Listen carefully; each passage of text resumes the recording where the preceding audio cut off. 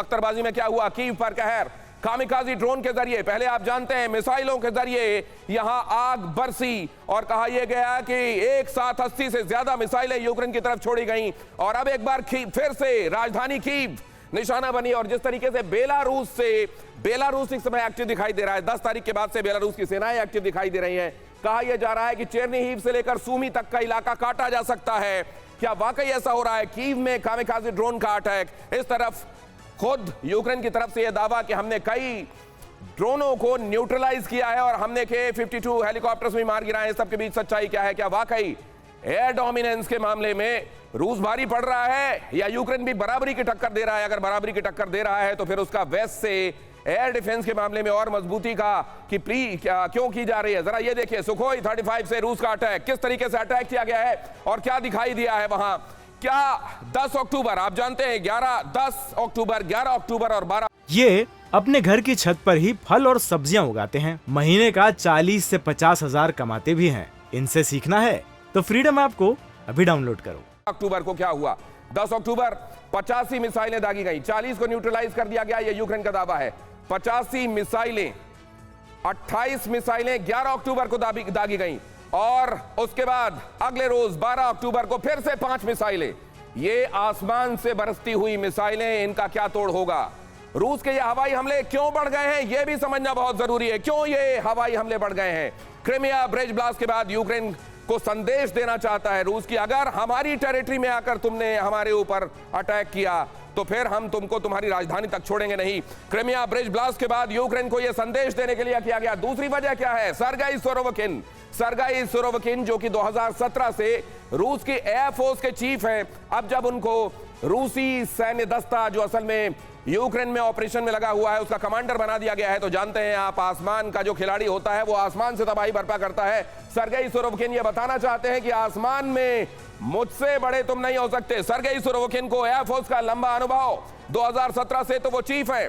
मैदान में पिछड़ने के बाद, मैदानी लड़ाई में रूस को जबरदस्त सेटबैक लगा है, ये पूरी दुनिया के सामने है, किसी से छिपा हुआ नहीं। उसके बाद हवाई हमले के जरिए रूस अपनी उस साख को वापस लेना चाहता है और इसलिए हवाई हमलों के जरिए आप देख रहे हैं वो किस तरीके से यूक्रेन पर ताबड़तोड़ हमले बोल रहा है। हाहाकार मचा हुआ है पूरे यूक्रेन में इन हवाई हमलों से। जगह जगह आप देख रहे हैं, कहीं कोई बिल्डिंग निशाने पर आ रही है, कहीं कोई सेंट्रल मार्केट निशाने पर आ रहा है, कहीं पर कोई एक शॉपिंग प्लाजा निशाने पर आ रहा है और कहीं पर ये सड़कों पर बने हुए बड़े बड़े गड्ढे लोगों को दहशत में डाल रहे हैं। रूसी हवाई हमलों के आगे यूक्रेन कम से कम अभी इस समय तो बौना लग रहा है। लेकिन आपको याद होगा ये कहानी शुरू कहां से हुई थी? ये कहानी शुरू हुई थी जब टैंक्स और ऊपर से सुखोई फाइटर जेट्स हमला कर रहे थे और उस समय स्ट्रिंगर और जेवलिन बहुत कारआमद हुई थी यूक्रेन के लिए। अब एक बार ये कहा जा रहा है कि एयर डिफेंस से शुरू हुई बात फिर एयर डिफेंस तक पहुंच गई है। तो हमारे साथ air vice marshal OP Tiwari साहब जुड़ रहे हैं, उनके साथ हम चर्चा करेंगे।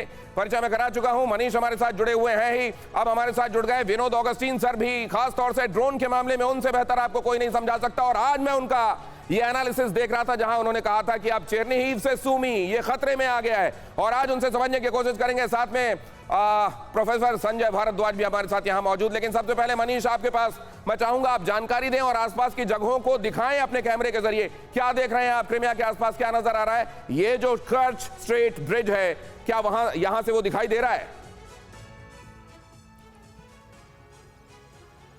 बिल्कुल दिनेश, देखिए सबसे बड़ी बात यह है कि क्रीमिया ब्रिज पर हुए हमले के बाद TV9 भारतवर्ष दुनिया का एकमात्र विदेशी चैनल है जो उस जगह पर मौजूद है जहां पर यह हमला हुआ। और सबसे बड़ी बात यह है कि जहां एक तरफ हम कैमरे के जरिए आपको वो ब्रिज दिखाने वाले हैं, वहीं दूसरी तरफ जिस आसमानी हमले की आप बात कर रहे थे, उससे बड़ी खबर हमारे पास ये है कि अभी फिलहाल इस क्रीमिया ब्रिज की रक्षा के लिए रूस ने यहाँ वॉरशिप तैनात कर दिए हैं।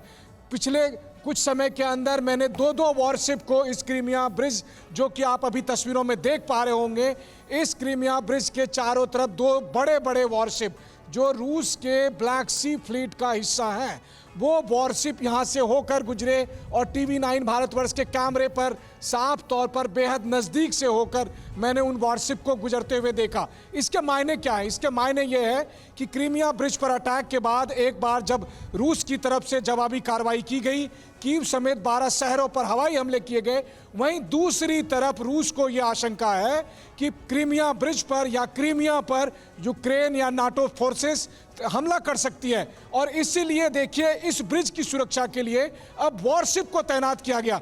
दूसरी बात जो हम लोग कह रहे थे कि पेंटागन ने अप्रैल मई के महीने में अनमैन्ड अंडरग्राउंड व्हीकल यूक्रेन को सौंपे थे ताकि ब्लैक सी में जो रूस की पकड़ है उसको खत्म किया जाए।